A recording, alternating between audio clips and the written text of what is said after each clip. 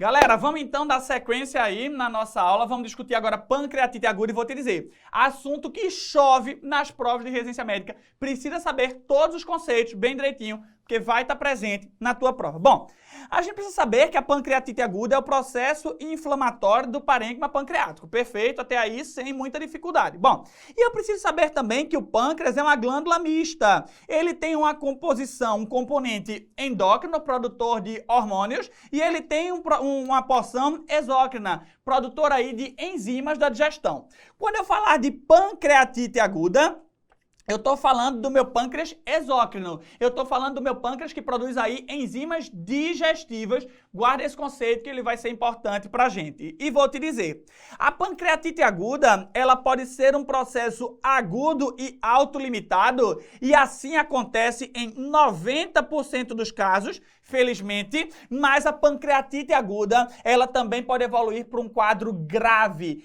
hemorrágico, necrotizante, ou seja, ela pode ser um quadro muito grave em torno de 10% dos pacientes. E nós não sabemos o que faz um paciente evoluir com a forma leve, aguda e autolimitada ou evoluir com a forma grave, necrohemorrágica. Vamos começar a raciocinar. Bom, a pancreatite aguda tem na sua patogênese um processo de autodigestão pancreática. E eu vou te explicar como isso acontece. O pâncreas, como eu te disse, ele produz enzimas ali digestivas. Ele produz enzimas proteolíticas, ou seja, que são responsáveis pela lise proteica. Galera, quando essas enzimas proteolíticas são produzidas pelo pâncreas, elas são produzidas na sua forma inativa. E elas precisam sim ser produzidas na forma inativa. Porque, veja, na nossa parede, no nosso tecido pancreático, nós temos a presença de muitas proteínas. Se essas enzimas proteolíticas fossem produzidas na forma ativa, elas causariam um processo de autodigestão pancreática. Então, o nosso pâncreas produz essas enzimas em sua forma inativa, como, por exemplo, o tripsinogênio, como, por exemplo, o quimotripsinogênio. Essas enzimas, elas são armazenadas nas formas de grânulos de zimogênio, ou seja, na forma de bolsinhas, de pacotinhos de enzimas pancreáticas proteolíticas. Por alguns motivos, e eu te explico já quais são, essas enzimas, elas podem ser convertidas da sua forma inativa para a sua forma ativa dentro do parênquima pancreático. E aí, ó, lascou. Essas enzimas, se autoativadas dentro do parênquima pancreático, elas vão começar a fazer um processo de digestão pancreática, um processo inflamatório agudo do meu parênquima pancreático. E por que essas enzimas, elas tornam-se ativas? É aí que a gente vai tentar explicar. Bom, a principal etiologia da pancreatite aguda é a litíase biliar. Um cálculo biliar, ele formado aqui, por exemplo, na vesícula biliar, ele pode migrar pela minha via biliar e ele pode fazer uma obstrução do meu ducto pancreático principal, ou ducto de Wirsung. Galera, se eu tenho um processo obstrutivo no meu ducto de Wirsung, eu aumento a pressão no meu ducto de Wirsung e esse aumento pressórico dentro do ducto pancreático principal é capaz de fazer a conversão dessas enzimas de sua forma inativa para sua forma ativa. Agora presta atenção ao que Titio vai te dizer. Apesar de a gente ter esse cálculo obstruindo, impactando o ducto de Wirsung e o pancreático principal, ele não fica obstruído. Esse cálculo chega, obstrui, causa esse rebuceté todo, mas ele vai-se embora de forma espontânea. A segunda principal etiologia da pancreatite aguda é a etiologia alcoólica. E o álcool, ele parece interferir aqui na papila de Vater, no esfíncter de Oddi, aumentando, ou seja, dificultando o relaxamento desse esfíncter, aumentando a pressão dentro do meu ducto de Wirsung e fazendo a mesma aí fisiopatologia de um cálculo impactado. Algumas drogas sabidamente causam pancreatite aguda, como a azatioprina, como os diuréticos tiazídicos, como os diuréticos de alça. A colangiopancreatografia endoscópica retrógrada tem como sua principal complicação o desenvolvimento de uma CPR. 10% dos pacientes que fizerem CPR vão evoluir aí com pancreatite aguda. A hipercalcemia, ou seja, a elevação do cálcio sérico, pode causar pancreatite aguda. E nós também temos causas autoimunes relacionadas aí com a IgG4. Dando sequência, vamos falar do exame físico. Galera, na nossa prova, um paciente com uma dor em abdômen, região superior abdominal, na região do epigástrio, na região do hipocôndrio direito, e uma dor em barra, uma dor em faixa, uma dor que continua-se para a região dorsal, associada a vômitos de repetição, é bastante característica de pancreatite aguda.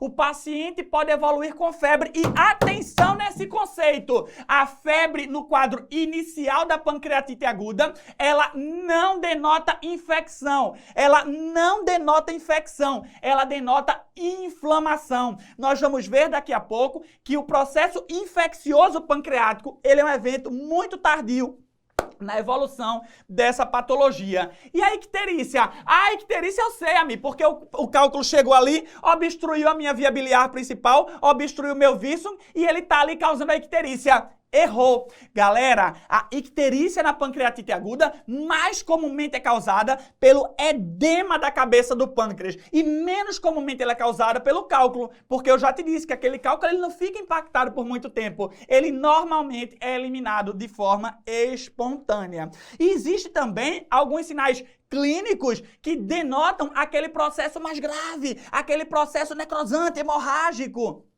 E na nossa prova, eles vão ser caracterizados por dois sinais. O sinal de Gray-Turner, que é uma equimose na região dos flancos, e o sinal de Cullen, que é uma equimose periumbilical.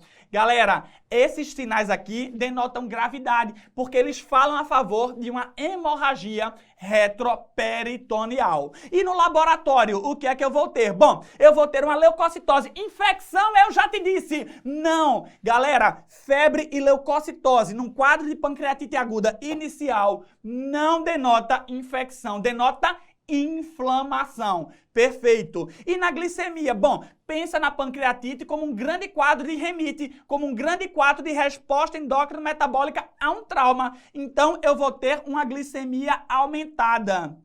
E eu vou ter hipocalcemia. Epa, agora não entendi foi nada. Porque tu me dissesse a mim que o paciente com pancreatite aguda, uma das causas é a hipercalcemia. E agora tu tá falando da hipocalcemia? Sim. Apesar de a hipercalcemia, ela ser uma causadora da pancreatite aguda, diante de um quadro de pancreatite aguda, nós vamos evoluir com hipocalcemia, uma vez que aquele processo inflamatório, ele pode fazer uma reação de saponificação e fazer uma diminuição dos níveis séricos de cálcio. Nós podemos ter elevações aí do TGO e do TGP.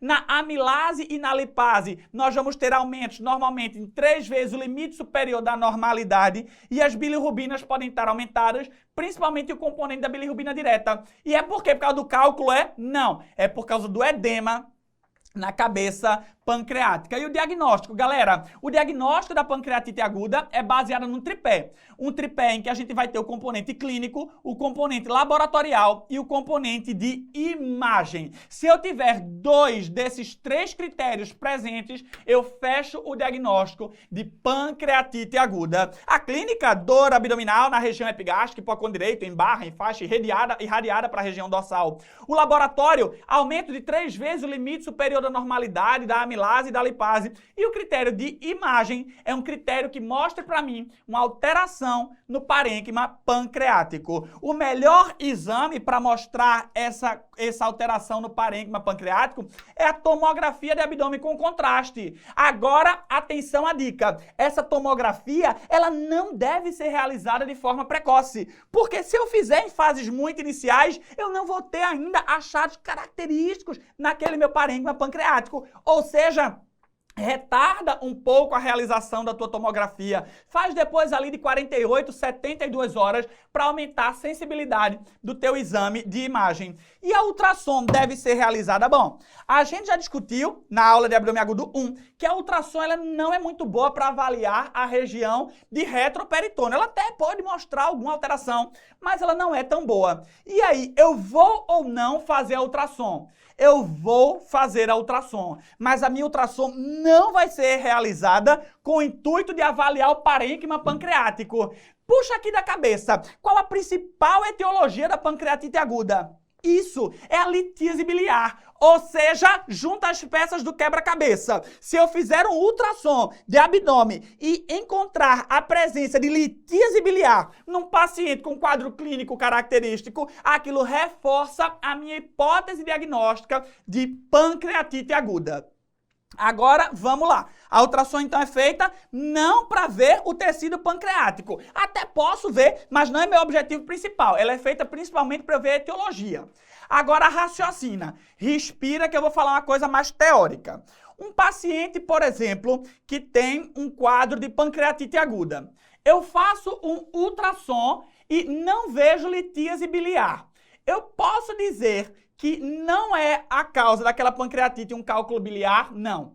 Algumas questões mais modernas orientam a gente a, diante de um quadro de pancreatite aguda com ultrassom sem litíase biliar, eles orientam que a gente realize uma ecoendoscopia, ou seja, um ultrassom endoscópico. No ultrassom endoscópico, o meu probe, ele chega muito mais perto, uma vez que ele está através da endoscopia, da minha vesícula biliar e ele consegue ver a presença de microcálculos. Então, atenção! Vou repetir. Diante de um quadro de pancreatite aguda, cuja ultrassom de abdômen não mostrar cálculos biliares, o meu próximo exame deve ser uma ecoendoscopia, para que eu chegue muito próximo da minha vesícula biliar e procure a presença de microlitíase biliar. Dando sequência, vamos classificar, porque eu preciso saber, para poder tratar o meu paciente, se eu estou diante de um quadro leve ou um quadro grave. E existem vários critérios diagnósticos que são utilizados. Classificação de Hanson, classificação de Apache, classificação de Marshall, classificação de Glasgow. Galera, é importante que a gente conheça essas classificações. Por exemplo, um Hanson maior ou igual a 3 denota um quadro grave. Uma classificação de Apache maior ou igual a 8 denota um quadro grave. A presença de disfunção orgânica ou qualquer complicação local denotam um quadro grave. E eu preciso fazer essa avaliação para tratar o meu paciente. Uma classificação muito cobrada em prova de residência é a classificação de Baltazar. A classificação de Baltazar é um índice morfológico realizado através da tomografia de abdômen. E eu vou ter um Baltazar A, B, C, D e E. Galera, num Baltazar eu tenho pâncreas completamente normal a minha tomografia. Num Baltazar B, eu vou começar a ter um aumento do meu pâncreas, um edema pancreático. Vamos evoluindo, não decora. Num Baltazar C, aquele aumento pancreático, ele começou a ser transmitido à região peripancreática. Alterações pancreáticas com inflamação peripancreática. No grau D, eu tenho coleção líquida única e no Baltazar E, eu tenho 2 ou mais coleções e ou presença de gás dentro do pâncreas. Parou tudo. Presta atenção. Lembra que eu te disse que o processo infeccioso pancreático é um quadro mais tardio? Ok, e como é que eu vou diagnosticar o meu processo infeccioso pancreático? Através de 2 marcadores. Ou um Baltazar E, em que eu tenha a presença de gás dentro do pâncreas. Dudu, vem cá, Dudu. O que é que vai me dar gás dentro do pâncreas? Perfeito, infecção. Então, se eu tenho gás dentro do pâncreas, eu tenho infecção. Outra maneira de eu dizer que eu tenho uma infecção pancreática, quando eu faço uma punção do meu parênquima pancreático, mando para a cultura e cresce algum bicho. Ou seja, infecção é dada em 2 momentos. Quando eu tenho gás no parênquima pancreático ou quando eu mando um pedaço do pâncreas para a cultura e cresce algum bicho. Vamos revisar Baltazar? Vamos. Baltazar A, Pâncreas normal. Se o pâncreas inflamar, o que é que vai acontecer com ele? Vai edemaciar. Baltazar B. Se ele inflamar mais um pouquinho, ele vai transmitir essa inflamação para a região peripancreática. Baltazar C. No Baltazar D, coleção única. E no Baltazar E, múltiplas coleções ou presença de gás dentro do parênquima do meu pâncreas. Classificação de Hanson, muito cobrada em prova de residência médica. Atenção, algumas bancas vão querer que você decore aí, inclusive, os limites de corte, tá? Outras bancas vão querer apenas que você decore quais são os marcadores. Bom, e tem valores de corte diferentes para causa alcoólica e para causa biliar.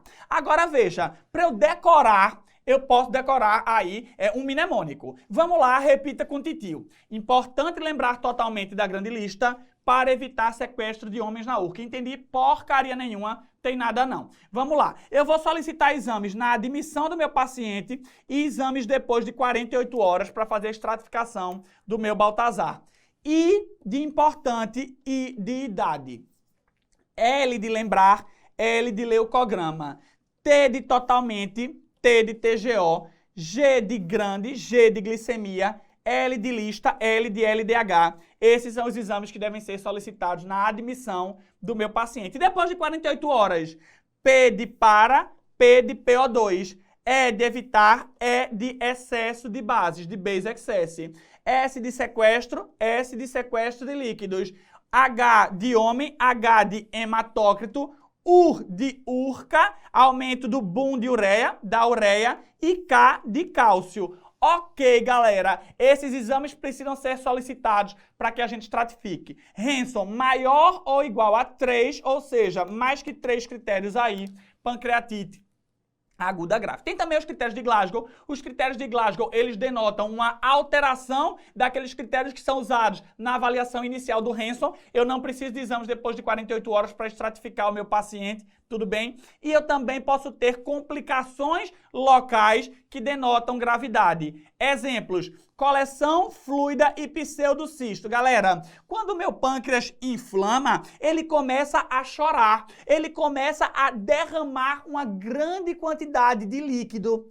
Essa coleção fluida, ela vai ficar ali coletada e com o passar do tempo, ela pode se organizar. Ela se organiza numa pseudocápsula, e ela é pseudo porque ela não é uma cápsula epitelial, ela é uma cápsula fibrótica, e ela forma uma região ali localizada. Ela forma uma coleção organizada. Se essa coleção organizada, ela tem mais de 4 a 6 semanas, eu não chamo mais de coleção fluida, eu chamo de pseudocisto. É a grande complicação que as provas de residência vão cobrar.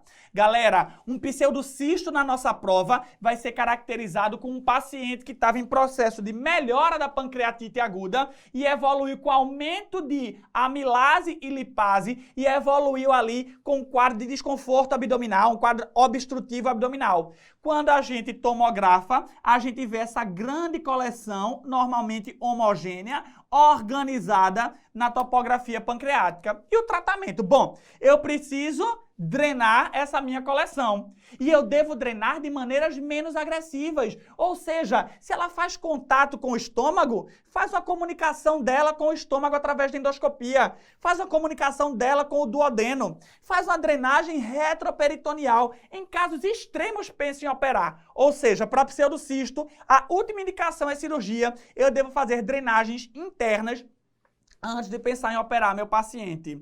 Abscesso pancreático. O abscesso pancreático normalmente surge como a infecção do pseudocisto. E como é que eu digo que eu tenho infecção? Ou quando eu tenho um Baltazar E, ou então quando eu faço uma punção, mando para a cultura e cresce algum bicho. E a Walled-Off? A Walled-Off é uma complicação que eu posso ter também na pancreatite aguda, que denota a gravidade, que é uma coleção madura e encapsulada de necrose dentro do meu parênquima pancreático. Dando sequência, vamos tratar. Bom, o tratamento da forma leve é um tratamento super inespecífico, uma vez que não existe um anti-inflamatório pancreático específico. Não adianta fazer anti-inflamatório para tratar pancreatite aguda. Deixa o teu paciente em dieta zero. Por quanto tempo? Até melhorar a dor. Quando ele melhorar a dor, reintroduz a dieta. Deixa ele com analgesia e com hidratação. Uma vez que a gente viu que aquele pâncreas vai chorar, que ele tem perda de líquidos para o terceiro espaço, sequestro de líquidos. Então hidrata bem teu paciente.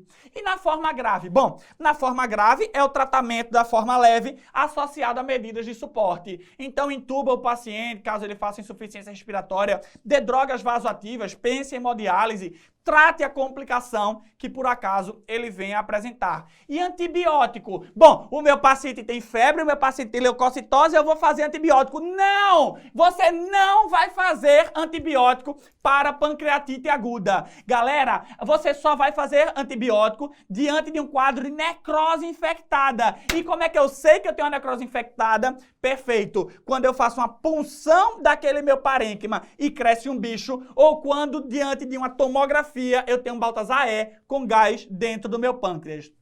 Eu preciso avaliar o meu suporte nutricional. Um paciente que não vai se alimentar ali por mais de 48, 72 horas, 96 horas, começa a pensar em suporte nutricional através de sonda nasointeral, através de NPT. E se a principal causa é a litíase biliar, a gente deve fazer a colestectomia, principalmente nas formas leves, no mesmo internamento, antes da alta do nosso paciente. Questãozinha. Na pancreatite aguda, precisamos estratificar a gravidade para definir a melhor conduta. Qual é a alternativa correta? Na pancreatite aguda grave, a cirurgia está indicada em todos os casos de necrose pancreática. Não, galera. A necrose pancreática, ela às vezes tem autorresolução e, quando indicada, é em formas mais tardias. Tente segurar o máximo de tempo para você ter o mínimo de complicações na sua cirurgia. A única conduta nutricional é a nutrição parenteral. Em virtude da promoção, não. Eu posso fazer nutrição enteral através de sonda ou via oral, tão logo a dor do paciente tenha se diminuído. Paciente com pancreatite aguda leve de causa biliar, após a melhora, não precisa remover a vesícula? Ridículo, bizarro, eu vou remover inclusive no mesmo internamento. A nutrição enteral por sonda, mesmo com posicionamento distal após o ângulo de Treitz, estimula a secreção exógena do pâncreas. Não, galera, nos quadros em que eu tiver a necessidade de passar sonda, essa sonda deve ser colocada distal ao ângulo de Treitz para que ele não estimule a secreção pancreática. Pacientes com pancreatite aguda grave, com necrose infectada, após 2 a 3 semanas de evolução e falha de antibiótico, deverão se submeter a uma drenagem da coleção ou necrose. Inicialmente, se possível, por métodos percutâneos ou endoscópicos. Perfeito, galera. A gente vai fazer essas drenagens através de endoscopia, assim como o tratamento do pseudocisto, e sempre de forma tardia, para diminuir a chance de lesões na topografia das vias biliares. Última questãozinha dessa parte, 31 anos, obesidade grau 1, internada com a pancreatite aguda leve. Melhorou 2 dias depois do início, diabética e hipotireoideia. Fez um ultrassom que mostrou uma vesícula de parede fina e sem cálculo. Não usa álcool, parou. Principais etiologias: litíase biliar e álcool. Paciente jovem, não tem litíase e não tem álcool, o que é que eu vou fazer? Eu te disse, eu vou solicitar uma ecoendoscopia, um exame endoscópico com ultrassom para eu chegar o mais perto possível da minha via biliar e avaliar ali a presença de microlitíase de lama biliar. Gabarito da questão alternativa A. Encerramos assim a segunda parte da nossa aula.